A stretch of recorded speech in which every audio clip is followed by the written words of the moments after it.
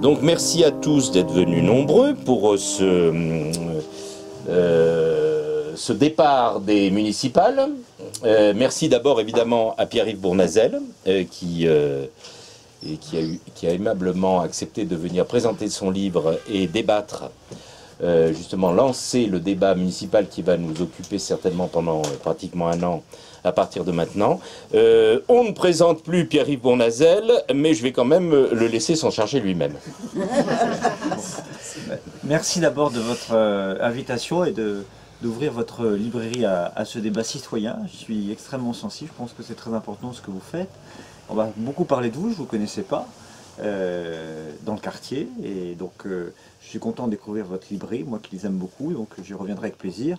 Mais j'étais déjà passé plusieurs fois, hein, et vous avez d'ailleurs, vous êtes des deux côtés du trottoir, hein, numéro impair et numéro pair. Une des particularités de la librairie, c'est que la rue Losserand passe au milieu de la librairie. Exactement, voilà. Et c'est une force. Absolument. Bon, merci de votre présence, parce que je sais que les journées sont bien chargées pour chacun d'entre vous. Vie professionnelle, personnelle, associative, familiale, donc merci de prendre ce temps. Écoutez, mon livre Revoir Paris, peut-être pourquoi Revoir Paris? Alors à la fois parce que quand on écrit un livre, on attend la fin de l'écriture pour choisir un titre, en tout cas c'est comme ça que moi je l'ai fait. Revoir Paris parce que je voulais un titre un peu littéraire et poétique, parce que c'est Paris, c'est la capitale de la culture, c'est la capitale qui rayonne, et ça rappelle... bien sûr la chanson de Charles Trenet, mais de jolis textes qui ont été aussi écrits.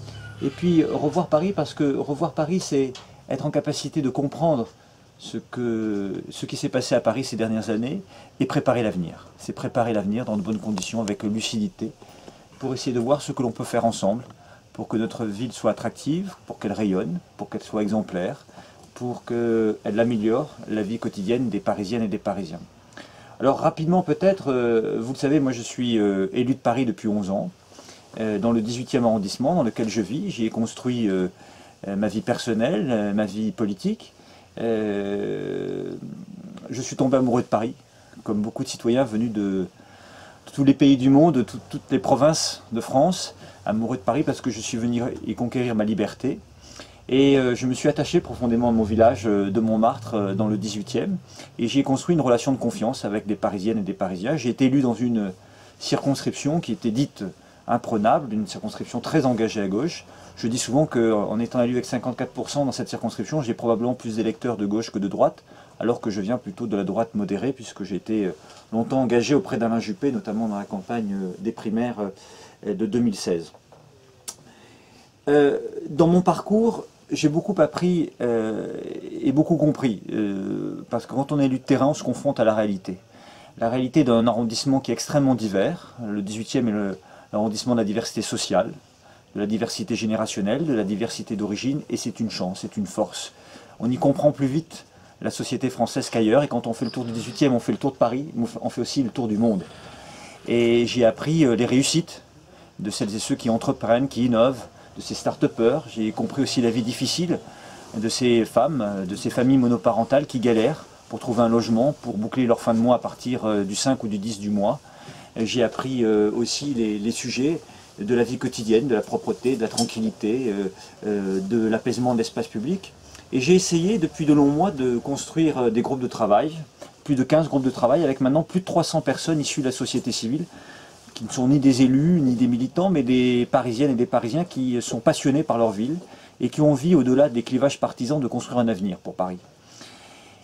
Dans ce livre, j'ai voulu dire ce que je crois ce qui a été réussi ces dernières années, ce qu'il faudra conserver, et en même temps ce qui n'a pas fonctionné, d'essayer de comprendre les raisons profondes de ces dysfonctionnements, d'essayer d'amener une vision nouvelle de la ville, travailler sur une nouvelle gouvernance et d'amener des solutions immédiatement opérationnelles. Car ma philosophie à travers ce livre, c'est qu'une idée est bonne ou elle ne l'est pas. Et si une idée est bonne, peu importe d'où elle vient, il faut avoir la bonne méthode de travail pour qu'elle produise des résultats. En fait, cela veut dire quoi? Ça veut dire que soit une rue est propre, soit elle ne l'est pas. Soit une politique du logement fonctionne pour tous, soit elle ne fonctionne pas. L'espace public est apaisé ou il ne l'est pas. On a une qualité alimentaire dans nos cantines ou on ne l'a pas. on invente des nouvelles mobilités qui s'intègrent bien dans le paysage urbain ou pas. Et donc, gérer une ville, c'est d'abord d'apprendre et de comprendre de toutes les bonnes initiatives, de toutes les bonnes idées, d'être en capacité de trancher dans l'intérêt général. Et j'ai trouvé, et c'est ce que je dis dans ce livre, que le mandat de Madame Hidalgo, que je respecte, à la fois la personne et la fonction, est un mandat trop vertical. On a eu le sentiment que, au fond, dans ce mandat, on avait toujours raison d'en haut, contre tout le monde, parfois contre l'évidence et contre les faits. Et que même lorsque parfois on avait une bonne vision des choses, eh bien parce qu'on n'avait pas la bonne méthode de travail, on ne produisait pas de résultats. Or, aujourd'hui, on le voit bien, il faut apaiser les relations de la ville de Paris avec tous ses partenaires, avec l'État, avec la région, avec les communes riveraines, avec le monde culturel, avec le monde associatif, apaiser avec les citoyens, parce qu'il n'y a jamais eu tant de recours sur les projets de la ville de Paris qu'aujourd'hui. Apaiser les relations, pourquoi? Parce que dans l'intérêt de Paris, il faut que les chantiers, les dossiers avancent, et qu'ils avancent bien. Et ça, c'est un sujet pour moi majeur, une gouvernance, un maire plus horizontal, plus à l'écoute de la diversité de toutes celles et tous ceux qui peuvent penser et faire la ville. Ça me paraît vraiment fondamental. Ça, c'est pas la gauche, c'est pas la droite, c'est très très concret. C'est soit on a cet état d'esprit, ce caractère, soit on ne l'a pas. Soit on a cette capacité de travailler ainsi, soit on ne l'a pas. Et moi, je pense que c'est absolument décisif. C'est très clair sur la question de l'attractivité économique à l'heure du Brexit. C'est très vrai pour la question migratoire que nous avons subi de plein fouet dans le 18e arrondissement, que ce soit en termes de conditions d'accueil, que ce soit en termes d'humanité, que ce soit en termes de traitement des problèmes pour les riverains. Il faut trouver des solutions opérationnelles, on ne peut pas le faire seul. On a besoin de partenaires associatifs, on a besoin de l'État, etc. Sur la question des mobilités, sur la question du logement, on voit bien que l'échelle, c'est le Grand Paris. Ce n'est pas Paris intramuros, une petite ville de 105 km² qui va résoudre tous les problèmes.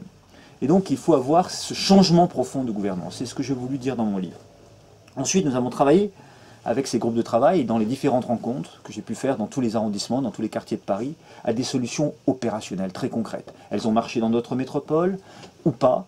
Elles émanent de scientifiques, elles émanent d'experts, d'associatifs, d'enseignants, d'hommes et de femmes qui ont travaillé sur des sujets très concrets et on les a évalués, on a vu un peu leur efficacité pour essayer de produire des idées qui peuvent durablement changer notre vie quotidienne. Donc dans ce livre, on parle aussi bien de l'attractivité économique, que du rayonnement culturel, que de la vision écologique, de la transformation de notre modèle de production et de consommation au service de ce défi écologique majeur pour les nouvelles générations, que de l'école, des familles, des places en crèche, de l'entretien de nos écoles, de notre voirie. Et donc je développe un certain nombre d'idées que j'ai pu construire avec vous et avec les citoyens de Paris depuis de nombreuses années.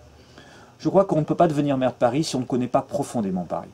Si on n'a pas traversé ces différents quartiers, ces différentes rues, si on n'a pas appris à découvrir l'urbanisme, la diversité de sa population. Paris n'est pas une ville uniforme, c'est une ville diverse. Et une ville, ça se ressent profondément. On ressent ses citoyens comme on ressent ses quartiers.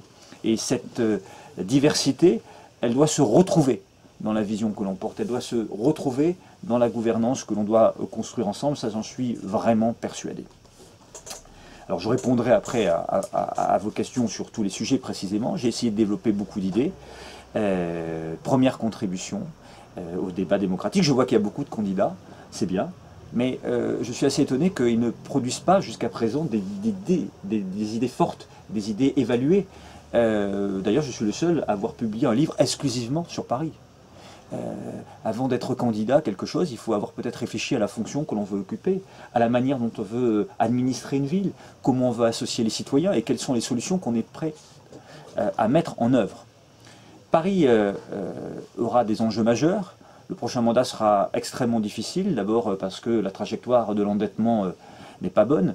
Il y avait 4 milliards d'euros d'endettement en 2014, il y aura un peu plus de 8 milliards en 2020, un doublement de cet endettement, et pourtant il va falloir maintenir une qualité de l'investissement qui est essentielle sur des sujets majeurs de vie quotidienne qui se sont aggravés.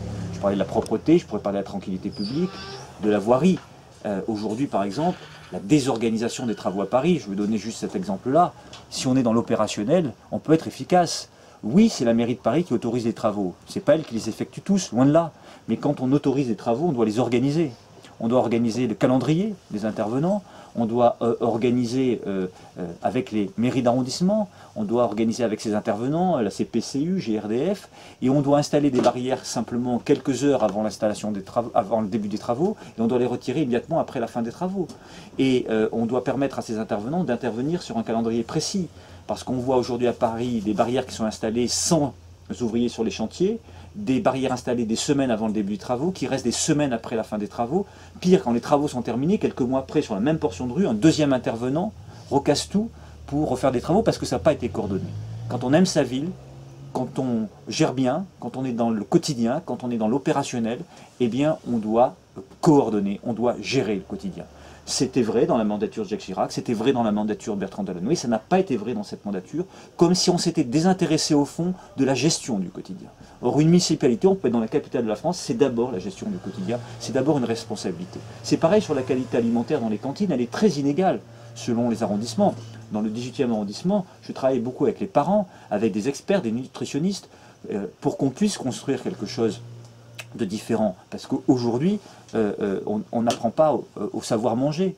Moi, j'ai travaillé avec des experts pour qu'on puisse faire 100% de produits issus de l'agriculture biologique et des produits locaux dès la fin 2024, pour permettre à tous les enfants, quelles que soient leurs conditions sociales, quelle que soit leur origine, leur quartier, de pouvoir avoir cette égalité, cet apprentissage du savoir-manger, et qu'une ville qui se dit écologique doit être déjà exemplaire sur les processus de ses choix, notamment à destination des enfants. Voilà. Donc tout ça, j'essaye d'en parler dans le livre et sur de nombreux sujets. Et donc, vraiment d'être dans le caractère opérationnel des choses, d'être dans le concret. Et ça me paraît vraiment fondamental. Alors, à partir de tout ça, qu'est-ce que je peux vous dire? Ma conviction, c'est que on ne construit pas une majorité comme on le faisait il y a quelques années. Avant, il y avait la gauche, elle disait la droite, c'est pas bien. Il y avait la droite, elle disait la gauche, c'est pas bien. Très bien. Elles avaient raison toutes les deux. Peut-être. Il peut y avoir ces débats-là. Une société démocratique, elle a besoin de clivage. Si tout le monde pense pareil, c'est qu'on ne pense pas du tout. Mais les clivages ont changé. On ne peut pas regarder la société, le monde qui vient, avec ses multiples transformations, avec les lunettes des années 80-90. Les clivages ont changé. Et les enjeux sont différents. Pour moi, il y a plusieurs enjeux pour Paris. Il y a le défi écologique, qui est majeur, qui doit nous permettre de repenser notre politique à la fois de logement, notre politique de transport, notre politique de qualité alimentaire, de modèle de production. Ça paraît important. Il y a le défi de l'amélioration de la vie quotidienne, j'en ai parlé longuement, on pourra y revenir point par point. Il y a le défi de l'attractivité et du rayonnement d'une capitale. Sur tous ces sujets-là, il est bien évident que les clivages du passé n'amènent pas de réponse. C'est à nous d'inventer les nouvelles réponses. Et on recréera du clivage dans le débat démocratique. Il y a ceux qui seront pour telle idée ou pour telle autre. Ça me paraît vraiment très très important. Et moi, je veux travailler avec celles et ceux qui partagent cette vision et ces solutions opérationnelles. Peu m'importe si hier ils étaient à gauche, à droite, au centre ou d'une part. Ce qui est intéressant, c'est de savoir s'ils peuvent converger vers cette vision de Paris, vers ces solutions opérationnelles. Il faut additionner les compétences et les talents au service d'une ville. Il faut permettre aux citoyens du 20e arrondissement, du 14e, du 18e ou du 16e, qui n'a pas la même vie, qui n'a pas les mêmes conditions sociales, mais qui a la même idée de ce qu'il veut faire pour Paris, de pouvoir converger, de rassembler. C'est pareil, vraiment fondamental. Et nous pourrons en parler tout à l'heure, mais je pense que face à un mandat qui a été assez dogmatique pour moi, je pense que les Parisiens n'attendent pas, et c'est ce que je dis dans mon livre, une forme de dogmatisme. C'est-à-dire, tout ce que vous avez fait est mauvais, donc moi tout ce que je vais faire va être parfait, mais plutôt de dire, voilà ce qui a dysfonctionné, et voilà les leçons qu'on doit tirer collectivement de ces échecs-là, pour ne pas reproduire les mêmes dysfonctionnements avec une autre forme d'idéologie de dogmatisme. Et donc c'est pour ça qu'aujourd'hui, je suis content d'avoir rassemblé autour de moi, dans mes groupes de travail, des citoyens d'horizons extrêmement différents, parce qu'ils sont sur le terrain, ils sont des citoyens qui ont une expertise, qui ont une compétence, une appétence sur des sujets, et ils nous ont beaucoup apporté, ils ont commencé d'ailleurs à m'amener beaucoup d'idées que j'ai pu reprendre lorsque nous étions bien sûr en phase, que nous avions évalué aussi ces propositions. Elles sont aussi dans mon livre et d'autres seront dans les prochaines contributions. En conclusion peut-être, parce qu'après on est trop long et il faut qu'on puisse échanger, je voudrais, sur la question de l'écologie, vous dire que c'est pour moi un sujet qui mérite une attention. J'entends beaucoup la maire de Paris dire qu'elle est écologiste. Quand on est écologiste, on ne participe pas à la densification d'une ville. Jamais on n'aura autant bétonné Paris que sous cette mandature. Je l'écris clairement dans mon livre. Je serai le maire qui mettra fin à l'hyperdensification et au bétonnage de Paris. Je me suis battu avec les habitants contre le bétonnage du stade Championnet. Nous avons fait, après 6 mois, reculer la ville de Paris. Je me suis battu avec les habitants pour sauver le stade Ménilmontant. On m'a expliqué encore, il y a 2 mois, au Conseil de Paris, que ce que nous disions, d'ailleurs avec des élus écologistes, que c'était une hérésie. Madame Hidalgo vient d'y renoncer sous la pression des habitants et peut-être des résultats des élections européennes. Je me bats de la même façon contre les 6 tours qu'elle veut construire à Bercy-Charenton sans prévoir la mobilité. Nous sommes en train de recommencer à Paris les erreurs des années 70 et 80. On veut faire une politique du chiffre, on veut faire vite, on veut afficher tant de logements, tant de logements. Paris est une petite ville de 105 km², 87 km² si on enlève les 2 bois. Nous sommes la capitale la plus dense d'Europe. Nous ne respirons plus dans notre ville. Nous voulons arrêter cette politique du chiffre. Nous voulons de la qualité de vie. Et pour avoir de la qualité de vie, il faut de l'équilibre. Il faut protéger nos espaces verts. Il faut protéger nos espaces ludiques. Il faut, dans notre politique d'urbanisme, trouver l'équilibre entre le logement, l'activité économique, mais aussi les lieux dédiés à la culture, les lieux dédiés au sport, les lieux dédiés à des aménagements verts qui nous permettent de nous réapproprier nos quartiers, nous réapproprier notre ville. C'est vrai, dans le 14e, j'ai rencontré aussi à plusieurs occasions des habitants, des riverains sur un certain nombre de sujets, où là aussi on voit bien, c'est la lutte contre le bétonnage et l'hyperdensification qui est un enjeu. Parce que derrière, il n'y a pas de qualité de vie. Et donc c'est important. Les grands problèmes de logement, les grands problèmes d'urbanisme et de mobilité doivent se traiter à l'échelle du Grand Paris. Et je l'ai dit clairement dans mon livre, je suis prêt demain, comme maire de Paris, à mettre au pot commun du Grand Paris, avec d'autres maires, des responsabilités et des compétences, pour mettre fin aux égoïsmes municipaux, pour traiter les vrais problèmes. Là où on peut aménager, là où on peut construire, c'est auprès des nouvelles gares du Grand Paris Express. C'est là qu'on va pouvoir faire du beau, du vert, du logement, de l'activité économique. Rapprocher d'ailleurs les logements des lieux de transport et donc assurer davantage de mobilité en transport en commun. C'est ça le Grand Paris de demain. Paris doit y prendre sa part, mais Paris doit arrêter cette politique du chiffre. Elle est extrêmement dangereuse. Et ça m'a frappé dans ce mandat-là. On l'a dit sur plusieurs dossiers, et c'était pas la gauche ou la droite, c'était un élu, comme moi, de l'opposition municipale, qui l'a dit avec d'autres élus de la majorité qui étaient plutôt écolos, qui l'ont dit avec des habitants de toute sensibilité. On n'a pas été entendu. C'est un déficit démocratique, c'est un déficit d'écoute, et puis c'est un manque de vision de la ville. On est sur du court terme, on est sur une politique du chiffre. Et ce que je voudrais faire passer comme message, c'est que la prochaine mandature doit être une mandature d'une majorité de projets. Est-on d'accord sur la vision de la ville? Si on participe à cette vision de la ville, si on est d'accord sur des solutions opérationnelles, alors additionnons ses compétences et ses talents au service de Paris. C'est la raison pour laquelle moi, je ne vais pas chercher mes ordres dans des commissions nationales d'investiture, je ne vais pas chercher mes ordres dans des partis politiques. Je construis, comme citoyen de Paris, comme élu de Paris, en homme libre et indépendant d'esprit, ma vision de Paris. Voilà. Et c'est la raison pour laquelle je me suis opposé ainsi à la Tour Triangle, autour de Bercy-Charenton, au grand projet de bétonnage de Paris, parce qu'il faut que le prochain maire de Paris soit libre de décider dans l'intérêt de Paris, dans l'intérêt des Parisiennes et des Parisiens, et pas dans l'intérêt de tel ou dans l'intérêt de telle ou telle force, ou de tel ou tel parti. Il faut parler, il faut travailler, il faut construire. Et il faut construire ces majorités de projets. Et c'est ce que nous disent les citoyens, c'est ce que vous nous dites à chaque élection. C'est au fond faire émerger cette nouvelle force et ces nouvelles idées autour de projets très concrets. Et donc c'est ce que je veux porter avec force, c'est ce que j'essaye de dire dans mon livre, et c'est ce que j'essaye de faire passer dans les différents messages lors de mes rencontres avec les citoyens de tous les quartiers de Paris. Voilà, je vais m'arrêter là. Voilà, c'est dit. Alors on va passer la parole au public qui a sans doute pas mal de questions, d'éclaircissements à demander. En préambule, je voulais juste vous dire une chose, c'est que ici, il y a des gens qui sont venus d'ailleurs pour ça. Les grands projets, l'idéologie, les fantasmes écologiques et autres, on a tendance à vous dire c'est bien gentil, mais les vrais problèmes des Parisiens, c'est pas ça du tout. C'est beaucoup plus prosaïque. Vous nous parlez de revoir Paris. Eh bien, on a connu Paris à une époque où, bon, la ligne 13, elle n'a jamais très bien marché, mais elle marchait quand même mieux qu'aujourd'hui. Les rues étaient propres.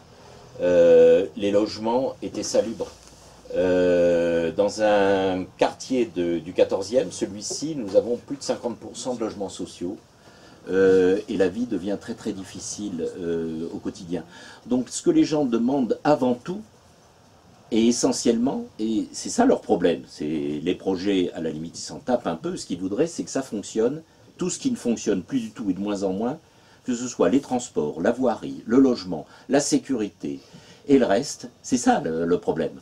Le grand enjeu écologique, pardonnez-moi, mais on s'en tape. C'est vraiment pas le problème du quotidien. Surtout que quand on voit les problèmes auxquels sont réellement confrontés les gens de ce quartier, je pense de la plupart des quartiers parisiens. Ici, vous êtes dans un quartier où on nous parle beaucoup de mixité. On parle beaucoup de mixité sociale et ça a inspiré supposément la politique de logement dans les logements sociaux. Le problème, c'est que c'est une supercherie, d'une part, et que la manière dont ça a été conduit, en dépit du bon sens, y compris dans les aspects sociaux, est à l'origine de beaucoup des autres problèmes qu'on déplore. Mais si ça n'était que ça, eh bien on pourrait considérer qu'il y a des aspects idéologiques. Mais en réalité, c'est beaucoup plus prosaïque. Alors là, je vais pas accaparer la parole, je vous donnerai entre autres le point de vue des commerçants, puisque je suis également membre de l'association des commerçants de cette rue, qui est une des rues commerçantes les plus actives de la rive gauche. J'ai vu que vous évoquiez des questions intéressantes dans votre livre à ce sujet, mais ce sur quoi je voudrais insister, c'est que les problèmes qui se posent et qui sont remontés ici, on a eu dernièrement la guerre des trottinettes, mais aspect émergé d'un iceberg, on a les autoroutes à vélo, on a le chaos généralisé, on a les problèmes invraisemblables qui rendent invivables au voisinage des jardins publics, qui les rendent invivables tout simplement parce que les gens ne peuvent plus dormir. On a la saleté généralisée et on a surtout, et là je vais parler spécifiquement non pas tant de l'hôtel de ville, et je vais conclure là-dessus, une équipe municipale dans le 14e, où un des derniers exploits qui donne une idée de l'approche, comme vous dites, verticale, parce qu'encore une fois, pour nous, et du jargonnage, il s'agit simplement de dogmatisme, comme vous l'avez dit vous-même, et surtout d'une vision totalement antidémocratique des événements, c'est que quand on nous a supprimé les feux rouges installés par le regretté Castagnou avec des équipements pilotes destinés aux handicapés, aux aveugles, etc., quand ils ont été tous brutalement signalés, et quand dans l'école maternelle à côté, les parents ont demandé à la maire d'arrondissement, qui avait fait ça sur ordre d'Hidalgo et de l'hôtel de ville, pourquoi on ne leur avait même pas demandé avant, la réponse a été « Ah, ben on assume de ne pas vous l'avoir demandé parce qu'on savait que la réponse non ». Alors je voudrais conclure là-dessus, c'est-à-dire avant de vous lancer dans des grands projets, je pense que ce serait très simple, et ça va être l'occasion peut-être ici et dans beaucoup d'autres endroits, de demander simplement aux Parisiens, là où ils vivent, quels sont les problèmes qu'ils affrontent, et qui ne sont pas du tout les élucubrations qu'on nous sert. On leur a demandé par exemple pour les Jeux Olympiques, je peux vous dire que massivement ils auraient dit on n'en a rien à foutre et on n'en veut surtout pas, on n'en a absolument pas besoin, ça va nous coûter la peau des fesses, aller faire ce genre de conneries ailleurs. Donc là, sans doute on leur a pas demandé parce qu'on savait que la réponse serait non. Et alors, c'est ça qui commence à exaspérer tout le monde, en particulier dans ce quartier. Et là-dessus, je vais passer la parole à tous ceux qui auraient des questions à poser. Alors ça commence là-bas. C'est pas tant l'écologie, ça peut pas être un préalable. Je pensais à la rue Vercingétorix qui est devenue une autoroute à cause de la piste cyclable qui est elle-même une autoroute. Une autoroute à vélo. Hein. Voilà. Il n'y a pas de vélo. Et où il n'y a pas de vélo. Une nuance par rapport à ce que tu as porté, c'est que bien sûr qu'on est sensible aux questions écologiques. On veut bien respirer, on veut voir de l'eau pas trop plombée, etc. Et si en plus on rajoute des problèmes du quotidien qui pourraient être réglés assez facilement, la question du vivre ensemble, effectivement, il y a des questions économiques importantes, voilà. Mais c'est juste pour apporter un petit plus à ce que tu disais. La question écologique, je ne l'évacuerai pas comme ça. Ça fait partie du tout. Mais on ne bâtit pas un projet municipal ou à l'échelle de Paris que sur l'écologie, mais avec les habitants, avec la complexité de tous les autres problèmes. avec les questions de pollution, d'environnement, de propreté comme préoccupation.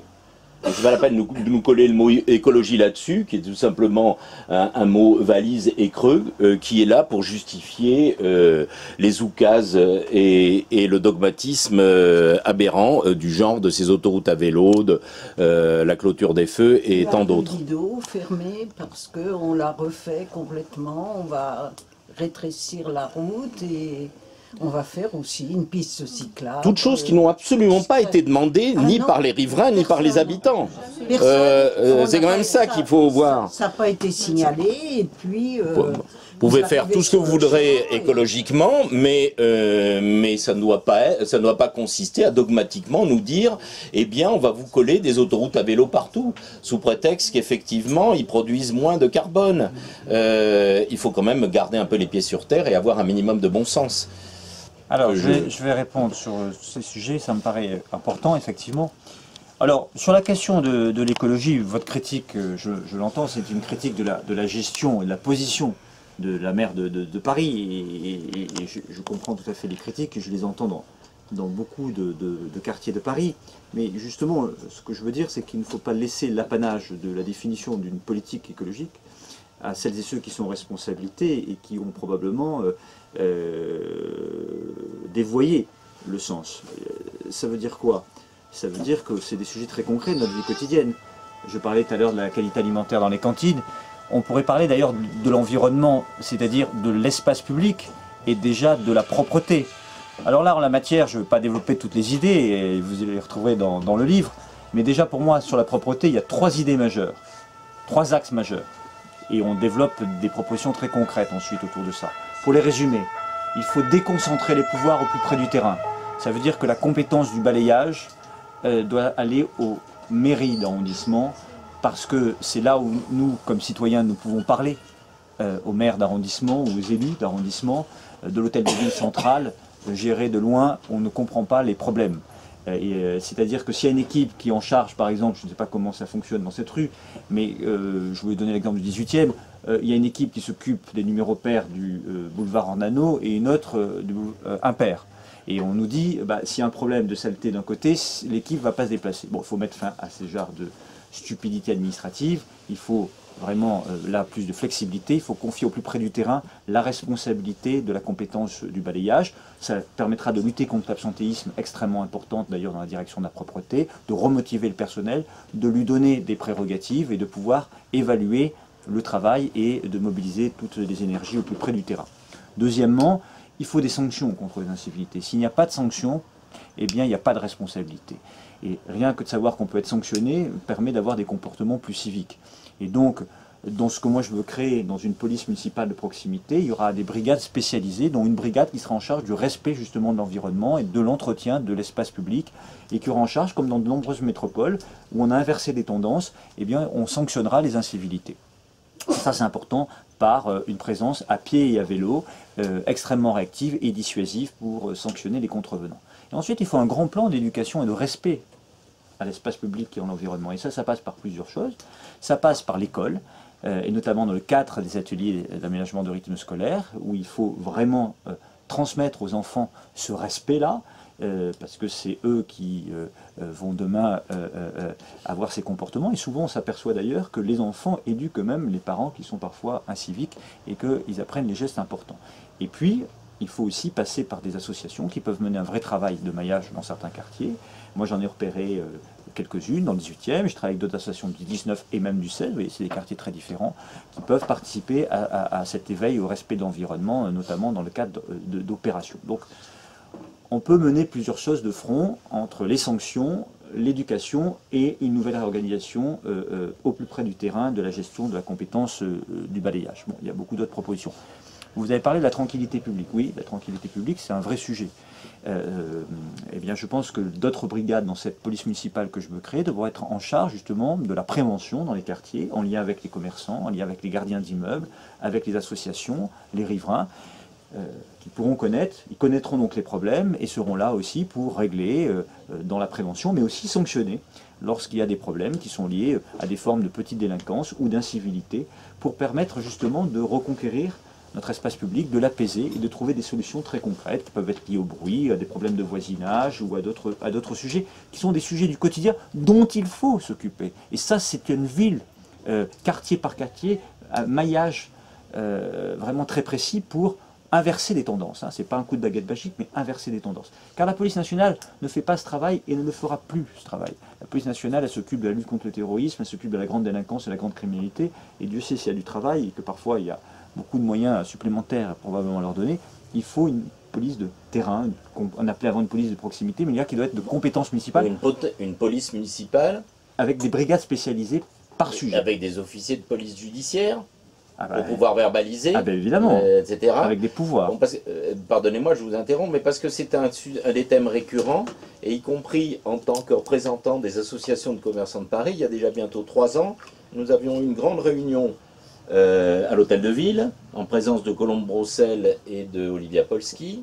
Olivia Polski au titre d'adjointe chargée du commerce, et elle-même venant du 14e. Colombe Brossel donc pour la sécurité.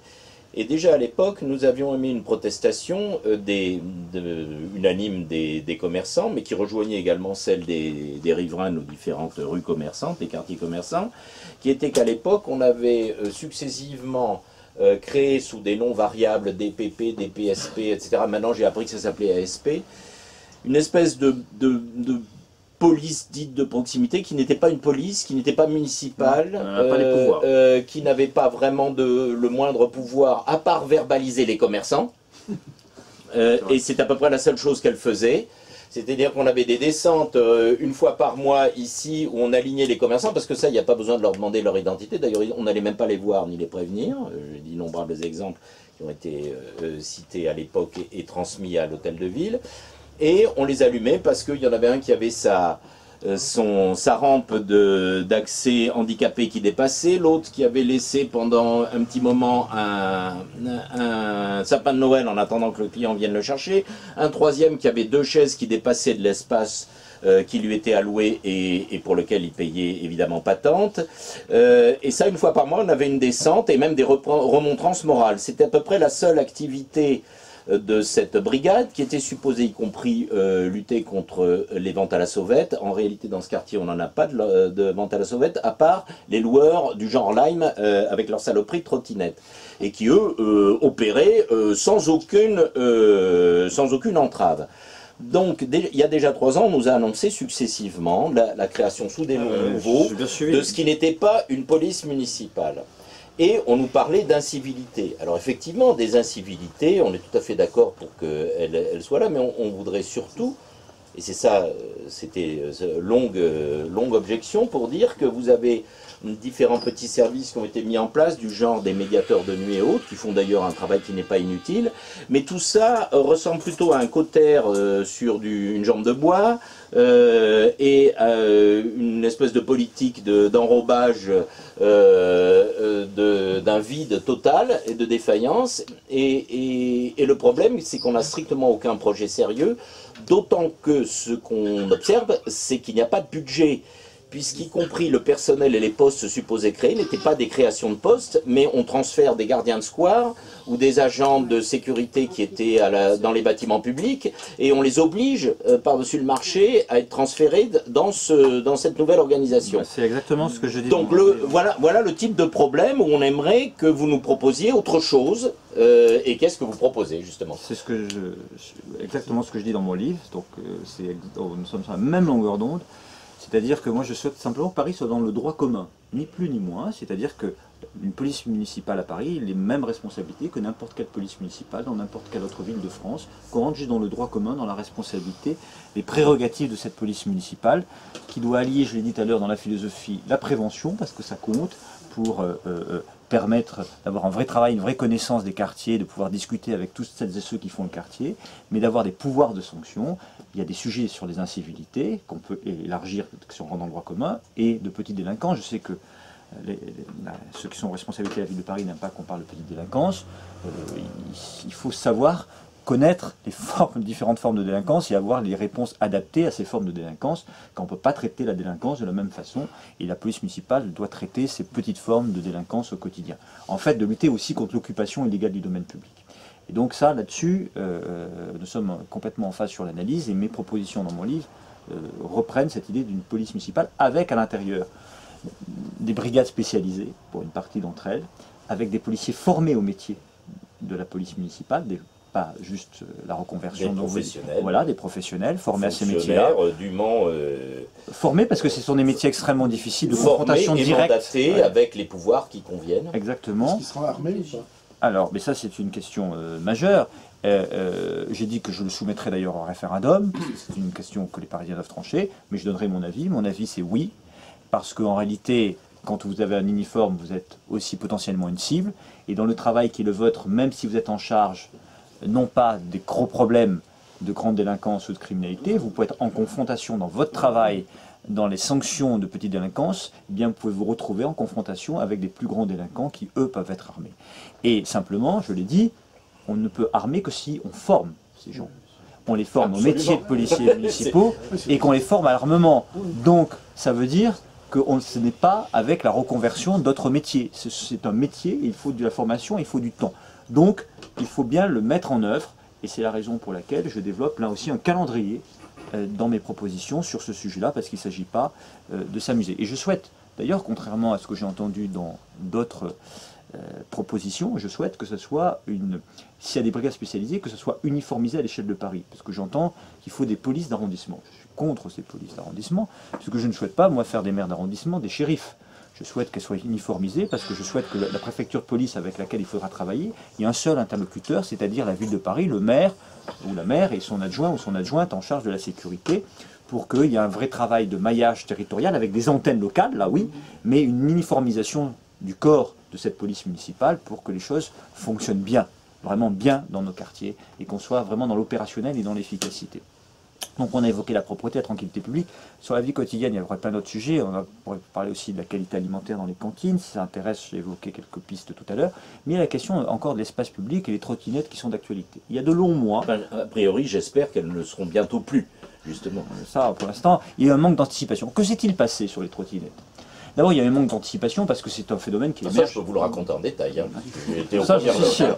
J'ai l'impression que monsieur pourrait être un excellent procureur parce qu'il dresse un très bon réquisitoire de la politique municipale actuelle. Tout simplement, je me fais l'écho de la population locale. Vous avez beaucoup de témoins. Ici, c'est le bureau des pleurs.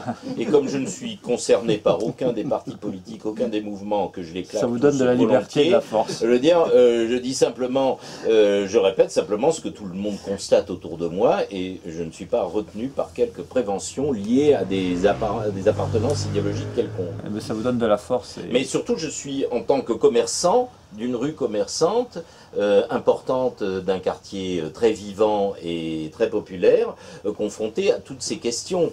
Et donc l'affaire des trottinettes, excusez-moi, je vous coupe peut-être un peu l'herbe sous le pied, mais ça fait, on en a les preuves, puisqu'on a des vidéos, on a des interventions, on a toutes sortes de choses que nous faisons ici. On a signalé ça il y a plus d'un an. Aussi bien à Madame Petit qu'à Madame Hidalgo, parce que déjà avec les vélos on avait le problème, et dès le départ c'était lié à une approche complètement chimérique de ce qu'ils appellent les nouvelles mobilités, ce qui nous fait beaucoup rigoler, ou dans une nouvelle variante de cette novlangue, les déplacements doux. Alors, on va te parler de déplacements doux aux aveugles, aux handicapés qui se font bugner, dont beaucoup sont à l'hôpital, par des zigotos à deux sur une trottinette qui font sur le trottoir. Donc ça, c'est les déplacements doux. Donc, arrêtez de nous emmerder avec les nouvelles mobilités, les déplacements doux. Faites marcher le métro, les transports publics correctement. Ce serait déjà... On vous demande que ça. Hein. Le reste, on vous le demande pas. Et déjà, contentez-vous de faire ça, on sera très satisfait. Donc proposez-nous quelque chose de sérieux, pas du tout de nouvelle mobilité ou de projet faramineux pour se balader en surf sur la Seine, hein, ou voler au-dessus des toits ou se faire livrer par des drones. Non, faites marcher le métro, à commencer ici par la ligne 13 et beaucoup d'autres. Faites marcher les bus, ne faites pas passer dans des endroits complètement insensés. Ne créez pas des autoroutes à vélo débiles qui occasionnent un chaos général général urbain, faites fonctionner à peu près les services publics de transport, gérez convenablement les logements simplement pour les maintenir dans un état correct et vivable pour les locataires, notamment les logements sociaux. Voilà des enjeux fondamentaux qui sont ceux qui préoccupent réellement les Parisiens. Et donc, en termes comment dirais-je, on a parlé puisque j'ai la parole, je vais la rendre tout de suite à vous et au public, mais j'aborde la question des commerçants, parce que là, je suis tombé, je l'ai lu en diagonale, je vous avouerai rapidement votre livre, mais je suis tombé par hasard sur une question centrale, dans laquelle je suis souvent intervenu. Aussi bien au nom des commerçants que dans le cadre de ce qui était soi-disant l'observatoire du commerce du quartier, c'est-à-dire la manière dont des institutions d'ailleurs positives ont été mises en place, du genre de la CMAEST, que vous connaissez puisque je vais vous en parler, et utilisées de manière complètement ridicule, et absolument pas pour intervenir de manière positive dans la vie quotidienne, aussi bien des commerçants, des riverains, de la population, dans l'usage des baux, des baux locatifs destinés au commerce, dans la répartition des activités commerciales de manière rationnelle et, je dirais, démocratique, et telle que la souhaitent les habitants. Alors que, et là ça me paraît quelque chose d'important, c'est pour ça que j'insiste là-dessus, alors que les structures existent, que les budgets existent, mais que ces budgets sont utilisés dans des trucs complètement ridicules, du genre de mettre en place des applis sur smartphone pour que les Parisiens sachent que je ne sais quel boulanger a un surcroît de production de baguettes et qui va faire des soldes aujourd'hui. Mais je vous jure, c'est le genre de conneries qui nous ont servi à l'hôtel de ville, la CMAS, comme des projets faramineux où ils mobilisent de l'argent, des gens et soi-disant des nouvelles technologies. J'ai été directeur informatique pendant 15 ans, j'ai contribué considérablement à la fabrication de ces nouvelles technologies. C'est pas du tout un bon usage de la chose. La CMAS n'est pas faite pour ça, et là c'est quelque chose de très concret. Je me permets d'insister là-dessus puisque vous en parlez. Donc je vous rends la parole sur cette question précise. Je pourrais vous multiplier les exemples, et puis après, désolé pour le public, je vous laisse évoquer les autres questions. Non, mais vous continuez à réquisitoire, à titre personnel. Non, mais voilà, très bien. Question, là c'est maître. Voilà l'archétype d'une... Je vais vous répondre, mais je finis juste sur les trottinettes, parce que le sujet est abordé. La question des trottinettes, ça n'a pas été anticipé, vous l'avez dit, je venais de le dire, et ça c'est un sujet majeur, d'abord parce qu'on l'a vu émerger dans d'autres métropoles, mais il y a une aggravation à Paris aussi, c'est parce que comme du jour au lendemain, on a détruit Autolib et qu'on a déconstruit complètement Vélib, il y a beaucoup de Parisiens qui se sont retrouvés sans leur habitude de transport et qui ont évolué, et beaucoup se sont mis à la trottinette. Sauf que dans l'espace public, on ne peut pas faire ce qu'on veut. Et parce que c'est un espace qui, par définition, est public, qui appartient à tout le monde, et il faut donc l'organiser. Parce qu'on a besoin d'apaiser notre espace public. Il est devenu profondément anxiogène. Donc ça, c'est vraiment essentiel. Alors, comment on peut faire? D'abord, des propositions très simples, sans entrer dans le détail, mais très simples que chacun peut comprendre. C'est que d'abord, s'il doit y avoir des trottinettes, il doit y avoir des opérateurs ciblés.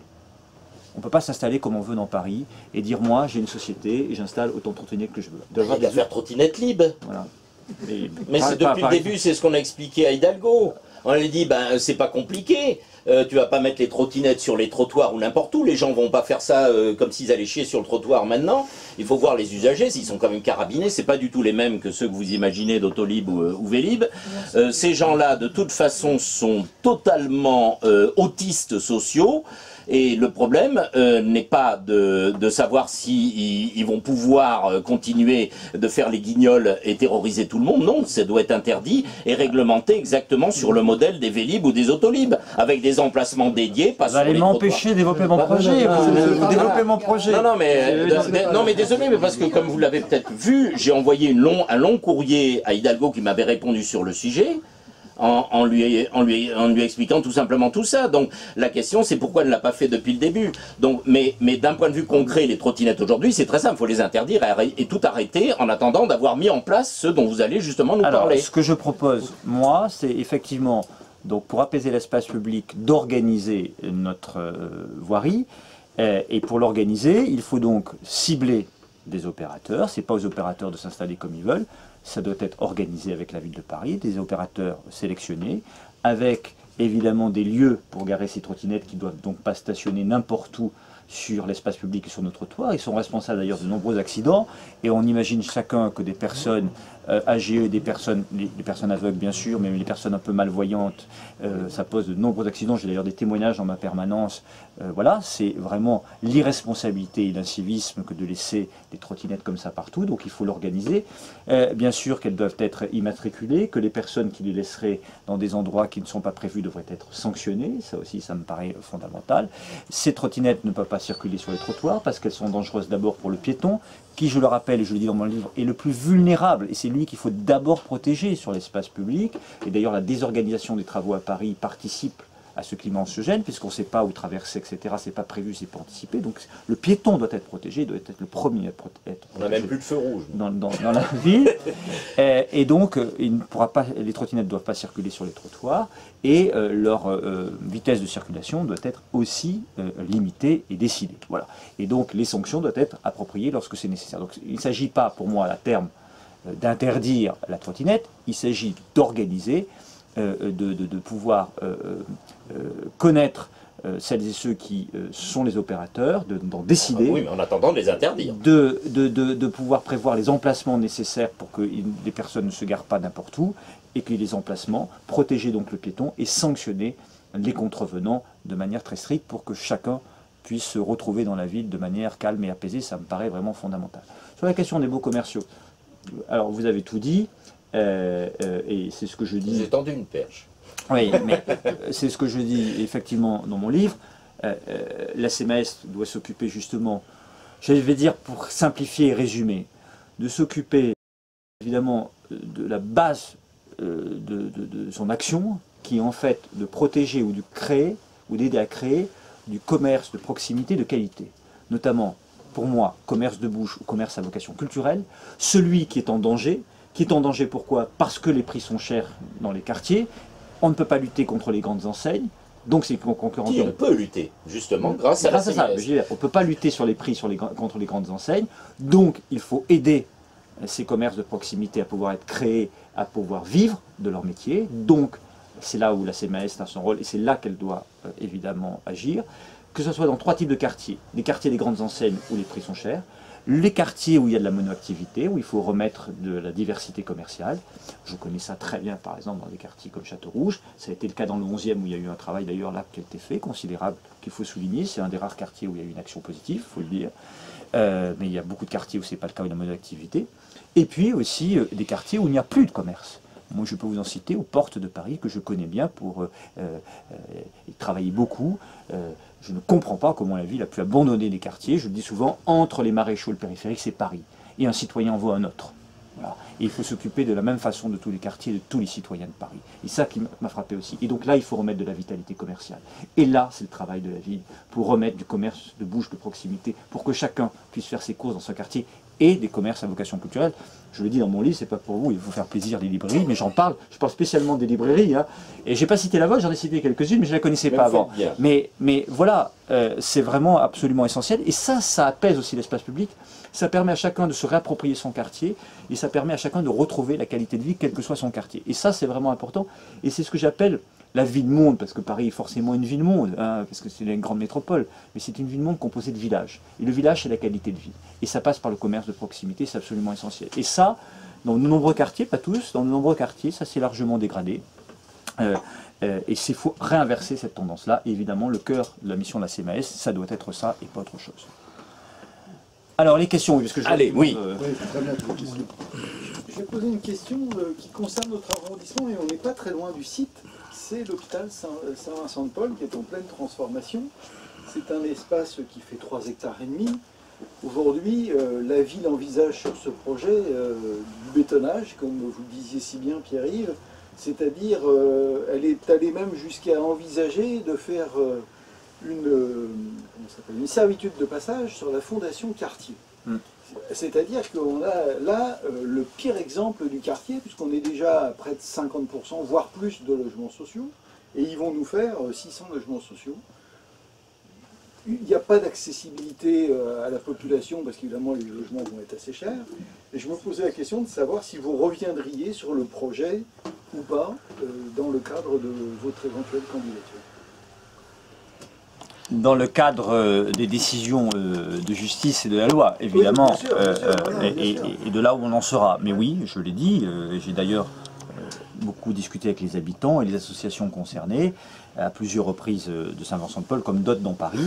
Et ce qui revient à la philosophie que j'ai portée tout à l'heure, il faut arrêter l'hyperdensification de Paris, il faut arrêter la politique du chiffre, il faut revenir à la qualité de vie, il faut de l'équilibre. Et dans toute ville, nous avons besoin de logements sociaux. Nous avons besoin de logements sociaux parce que c'est le devoir de solidarité vis-à-vis des plus précaires. Mais nous avons besoin de logements intermédiaires qu'on oublie beaucoup aujourd'hui à Paris, pour les classes moyennes, ces Parisiennes et ces Parisiens qui vivent de leur revenu du travail modestement, qui ne trouvent plus de logement privé parce que c'est trop cher aujourd'hui à la propriété, bien sûr, accès à la propriété, mais aussi à la location. C'est notamment le cas de beaucoup des commerçants de cette rue d'ailleurs. Et d'ailleurs, à l'époque, Cherki avait pris des engagements évidemment non tenus de les mettre prioritaires pour obtenir des logements sociaux à proximité de leur activité, dès lors qu'ils avaient des ressources qu'ils justifiaient. Commerçants, employés, enseignants, infirmiers, les gens tous ces qui métiers, travaillent là, voilà. Et qui les peuvent gens plus qui vivre, travaillent à Paris tout simplement. et qui peuvent plus y vivre. Et donc ça, ces classes moyennes, c'est important de les remettre. D'ailleurs, j'ai le projet dans le chapitre consacré au logement de remettre un certain nombre de bureaux usagés au cœur de Paris et les retransformer en logements et les mettre à destination notamment de ces publics qui aujourd'hui ont des difficultés pour vivre à Paris, pour remettre de l'équilibre. Ça évite de construire, ça évite de continuer à aller dans le bétonnage. Voilà, par exemple, une proposition qui permet de faire du logement, mais du logement sans évidemment bétonner Paris.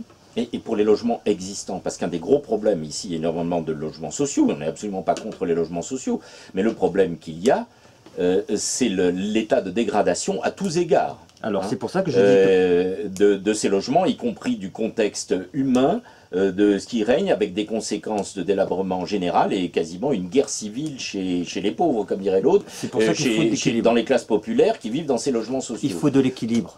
C'est pour ça que je disais logement social, parce qu'il faut la solidarité vis-à-vis des plus précaires, du logement intermédiaire, grandes oubliées, les classes moyennes au cœur de notre ville et de la politique du logement, mais aussi du logement privé, parce qu'il faut de l'offre aussi quand on le peut dans les aménagements, c'est l'équilibre, mais tout ça doit aller de pair aussi avec les équipements qui sont souvent oubliés, culturels, sportifs dans les quartiers, les espaces verts, écoles, qu'on fasse de la qualité de vie. Voilà, c'est la qualité de vie. Services publics, c'est surtout ça à quoi nous voulons faire allusion. C'est au cœur de mon livre. C'est ça qui s'est dégradé. Ça, c'est au cœur de mon livre. Financer tout ça.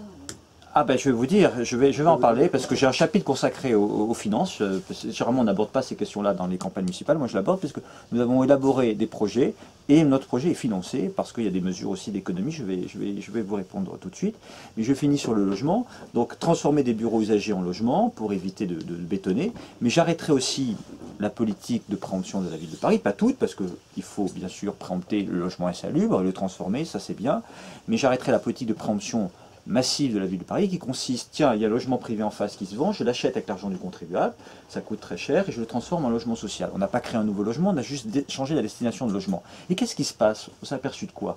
Que non seulement ça coûtait très cher, mais ça raréfiait l'offre dans les quartiers. Et donc ça faisait augmenter les prix. Parce que plus vous raréfiez l'offre privée dans un quartier où déjà les prix sont chers, plus les prix augmentent. Et donc c'est le paradoxe de la politique qui a été menée, c'est qu'elle a contribué à la spéculation immobilière. Et d'ailleurs aujourd'hui, la ville de Paris est très riche grâce à la spéculation immobilière qui lui rapporte près d'1,5 milliard de droits de mutation. Et donc ça, je crois qu'il faut quand même aussi bien avoir en tête quand on parle de politique sociale. C'est aussi un choix d'équilibre. Alors ça me paraît important. La politique du logement, elle va se faire à l'échelle du Grand Paris. Parce que c'est vrai qu'il faut plus de logements. Et pour avoir plus de logements, Paris peut prendre sa part, mais ne peut pas continuer à bétonner. Donc c'est à l'échelle du Grand Paris, je vous le disais tout à l'heure, que l'on doit mettre au pot commun la gouvernance pour mettre fin aux égoïsmes des uns et des autres, ceux qui font que des logements sociaux, ceux qui n'en veulent pas du tout, pour avoir un équilibre territorial à l'échelle du Grand Paris et pouvoir construire de nouveaux quartiers, et dans ces quartiers d'avoir cet équilibre social à partir de la règle des 3 tiers dont j'ai parlé tout à l'heure, social, intermédiaire et accession à la propriété. Ça me paraît vraiment fondamental. En tout cas, c'est ce qui marche dans d'autres métropoles, c'est ce qui règle les problèmes, parce que quand on concentre les difficultés dans des mêmes cages d'escalier, eh bien évidemment, ça pose des problèmes dans les quartiers. Je propose que cet argent, par exemple, de la préemption, qu'on va arrêter, sauf pour l'insalubrité, mais pour récupérer cet argent pour l'entretien du parc social existant. Car il faut faire du logement, il faut l'entretenir. Entretenir, ça veut dire quoi? Ça veut dire la sécurité et la tranquillité, Ça veut dire la rénovation de logements, parce qu'il existe aussi des logements sociaux qui sont insalubres. Ah oui. Ça veut dire l'accessibilité des ascenseurs, qui souvent ne marchent pas et qu'on ne répare Absolument. pas dans les logements sociaux. C'est ça, c'est de l'inégalité sociale. Quand moi je vois à Porte de Montmartre, que je suis comme député obligé de me battre, alors que je n'ai pas cette responsabilité-là, auprès des bailleurs sociaux de la ville de Paris, auprès de la ville de Paris, peut dire depuis des semaines, il y a des ascenseurs qui ne marchent pas, qu'il y a des personnes âgées ou des personnes qui ont un handicap qui ne peuvent pas rentrer chez eux sans monter les escaliers, et que c'est une vraie difficulté. Ça, c'est de l'inégalité sociale. Et quand on fait du logement social pour des personnes qui sont en difficulté, la première des priorités, c'est de s'occuper, d'entretenir le parc dont on a la propriété et la gestion, avant de toujours investir et de toujours en faire plus et d'avoir cette politique du chiffre. Alors la question que vous avez posée est une question très intéressante, c'est la question du budget de la ville de Paris. Je vous ai dit, la trajectoire de l'endettement est très inquiétante, puisqu'il y avait 4 milliards d'euros, il y aura 8 milliards d'euros. Alors je persiste et je signe, puisque Madame Hidalgo conteste toujours le chiffre que je donne. Alors pour être très clair, parce que moi j'aime les choses précises, ces chiffres sont incontestables, parce que ce sont les chiffres d'abord de la Chambre régionale des comptes, des magistrats indépendants de la Chambre régionale des comptes, et c'est même les chiffres de l'ex-conseillère budgétaire de Madame Hidalgo, qu'il avait écrit dans une note, qui avait fuité dans la presse, et comme je l'avais dit à Madame Hidalgo, si ces chiffres sont faux, ça veut dire que les magistrats indépendants font mal leur travail, ça veut dire que votre ex-conseillère budgétaire n'était pas compétente, ce qui en veut dire long sur votre mode de recrutement. Bon. Donc, il ne faut pas se masquer la vérité. Sa trajectoire n'est pas bonne. Est-ce que c'est très grave? Je ne dirais pas que c'est très grave.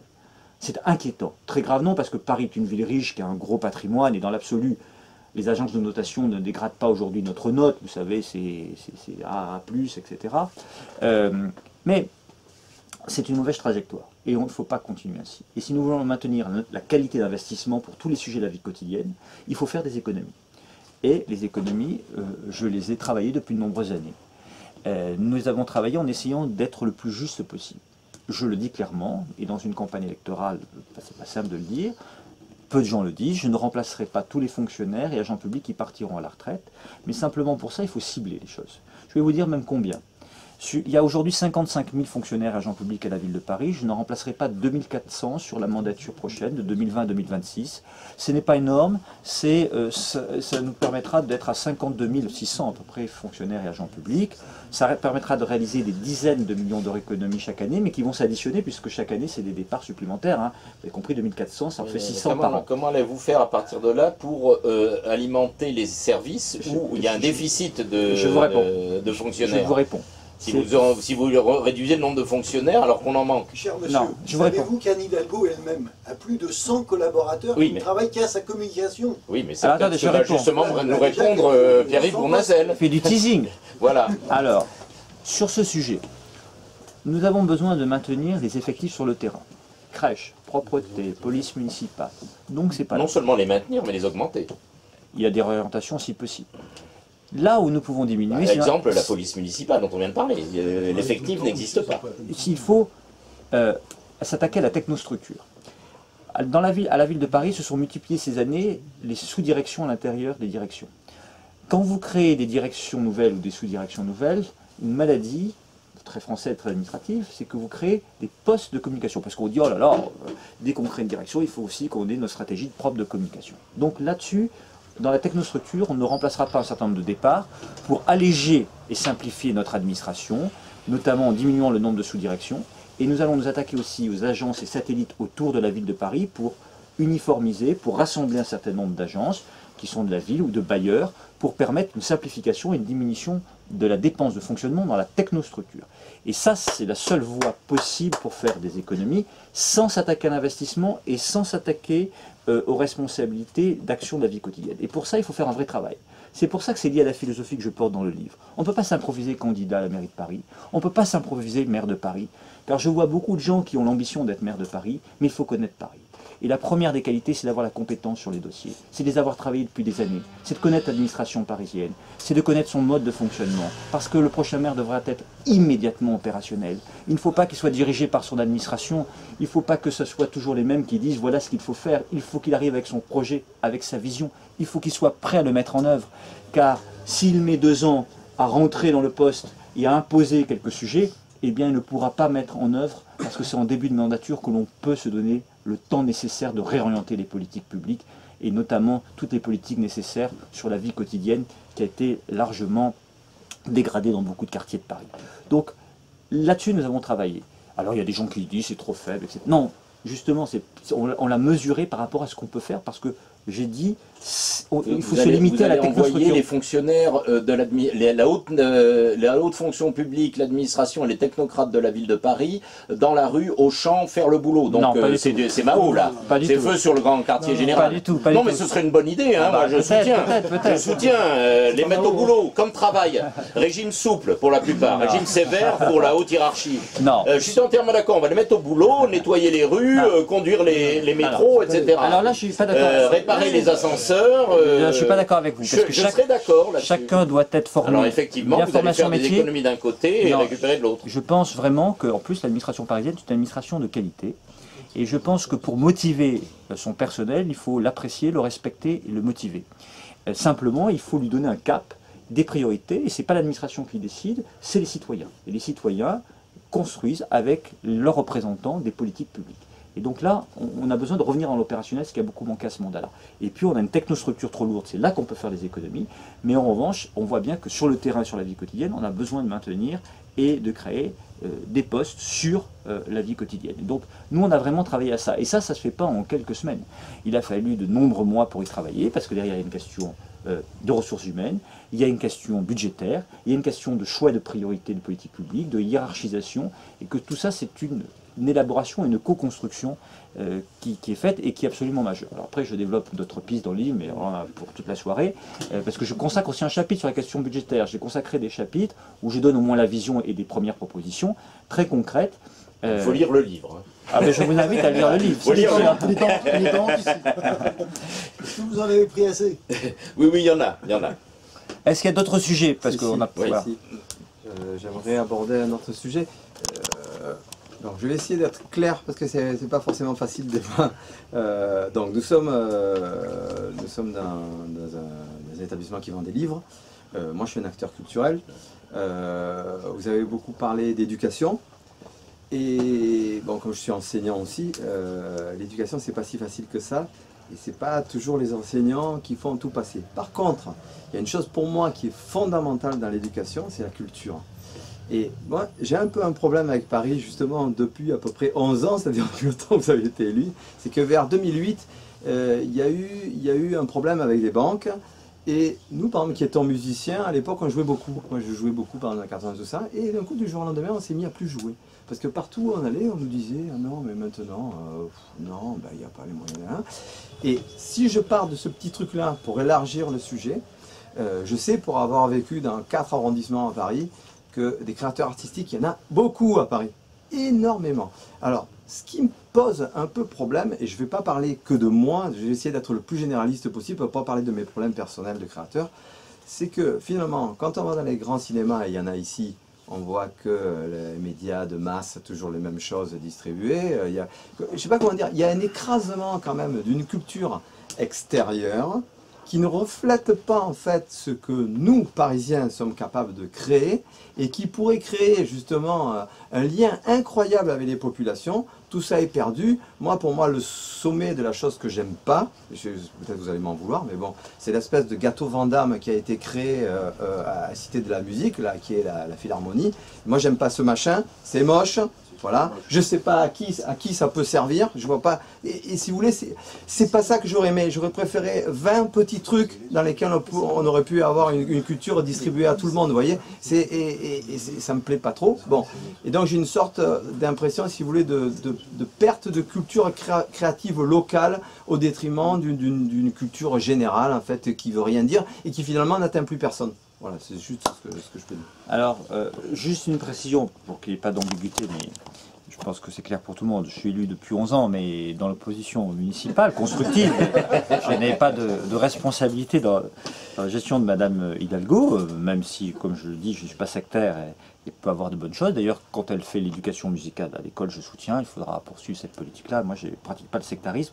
Je pense que ça donne plus de légitimité, de force quand on porte des critiques qui sont quand même majeures sur son action et que sur l'essentiel, il y a eu beaucoup de dysfonctionnements et on ne va pas revenir sur les sujets qu'on a abordés, qui sont nombreux et variés, sur lesquels il va falloir profondément changer la politique de la vie.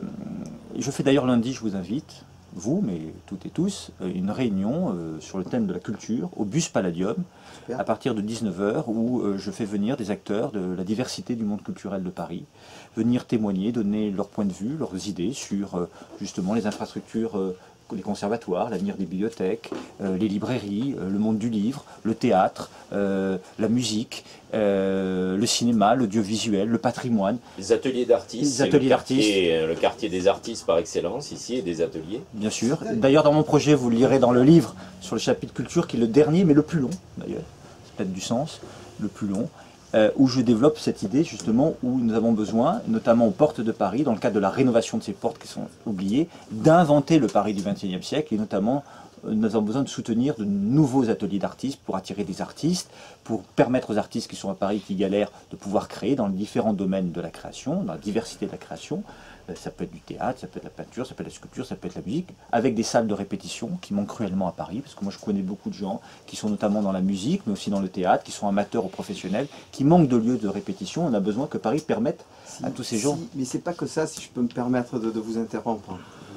On peut répéter, on se débrouille des fois, on trouve des façons de faire ça. Le problème qu'il y a, c'est une sorte de, comment dire, de mainmise sur la culture qui s'est faite depuis des années via la culture de masse. Je suis désolé, mais c'est vrai, vous prenez des cinémas, mettons comme MK2, Marin Karmitz, qui était soi-disant un artiste et qui créait des trucs géniaux en vidéo et tout. Il a passé la main à son fils, et puis maintenant, qu'est-ce qu'il distribue dans la salle? La même chose que dans les autres cinémas, il a abandonné. Si moi, par exemple, je suis réalisateur d'un long métrage qui parle de Paris et des gens de la rue, personne n'a jamais voulu à Paris. On ne veut pas le diffuser, c'est pas intéressant, soi-disant. Alors qu'en fait, si, il y a des choses très intéressantes. Je suis auteur d'un opéra qui parle de la nourriture, ça intéresse personne, et pourtant c'est super intéressant. Vous voyez, c'est qu'en fait, je me rends compte qu'en fait, c'est très bloqué, si vous voulez. Et c'est pas tant le fait de développer, je ne sais pas comment expliquer ça, c'est compliqué à expliquer. C'est pas que le fait que les gens ne peuvent pas faire, parce qu'on fabrique des choses, mais on ne peut pas les diffuser.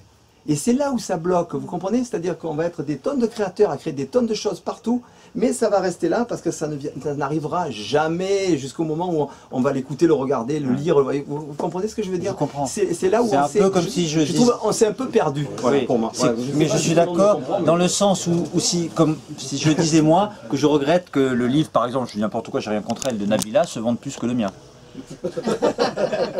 Ça va pas durer. Non mais vous voyez ce que je veux dire? Non mais c'est ce que vous voulez dire. C'est-à-dire qu'il y a une diversité de création et que... Elle n'a pas écrit de livre Je sais pas, bon, je n'en sais rien.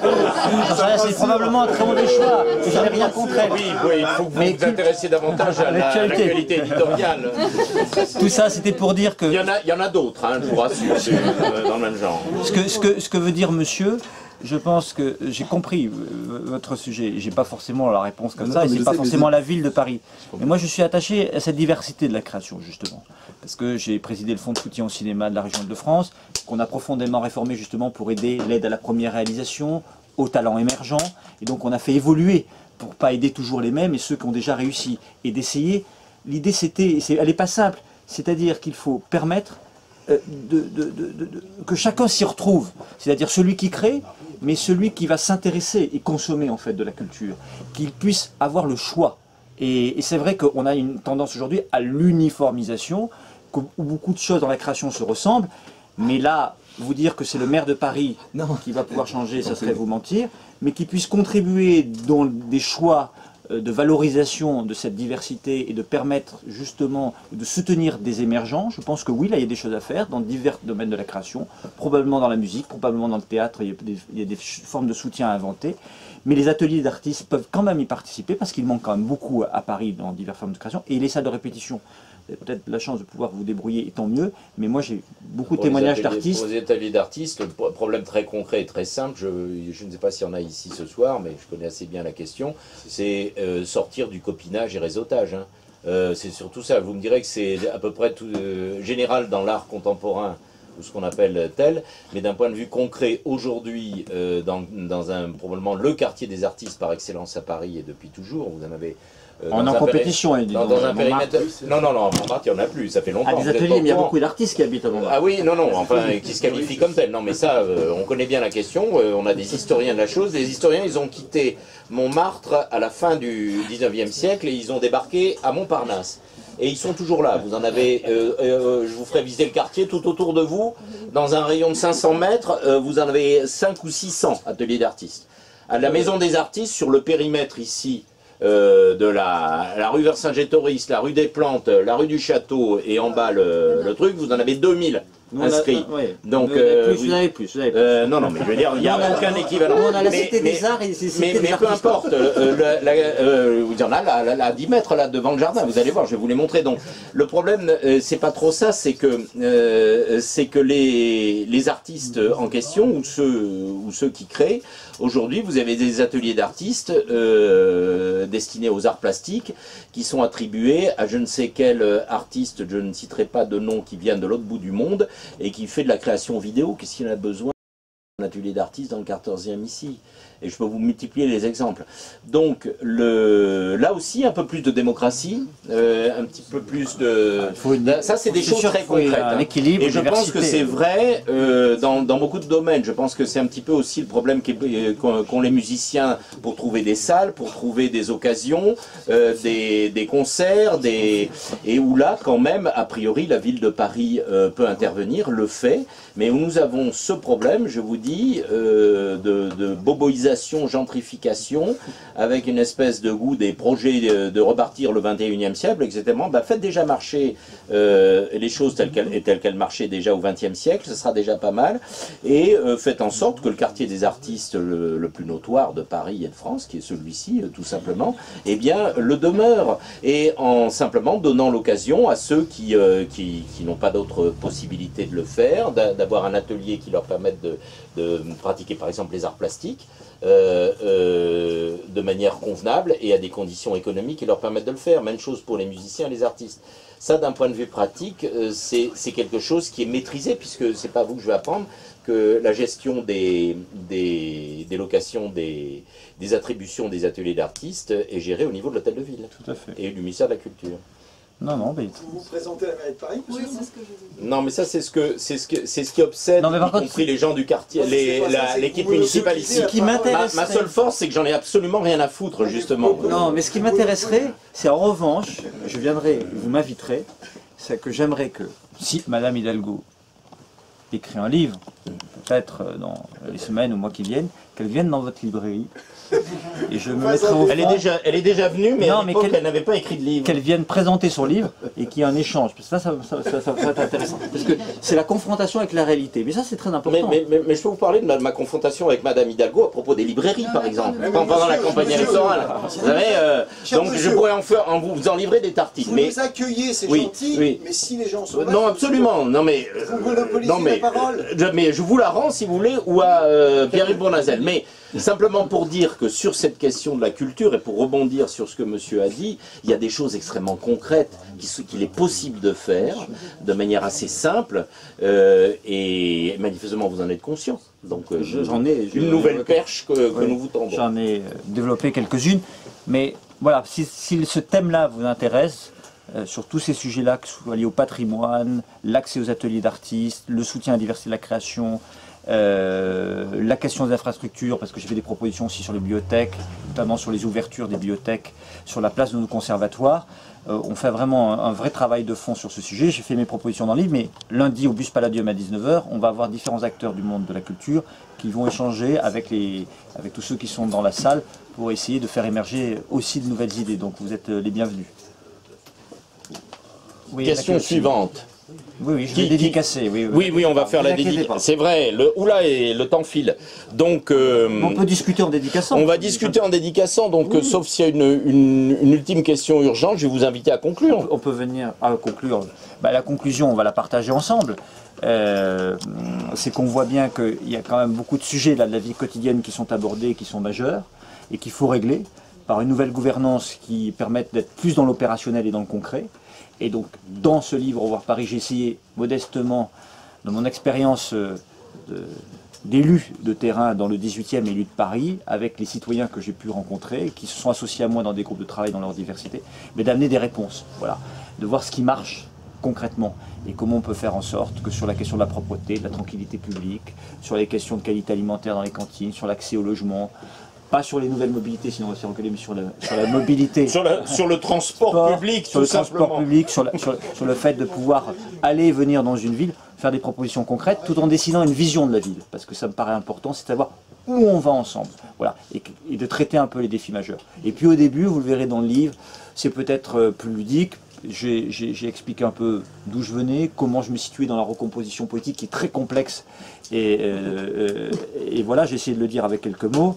Il y a Penser le printemps aussi, il y a le livre de monsieur. La pensée complexe, c'est à quoi je faisais allusion. Bon. Oui, Et, ce genre de complexité. et j'ai expliqué un peu mes rencontres avec certains politiques venus aussi bien de la gauche et de la droite.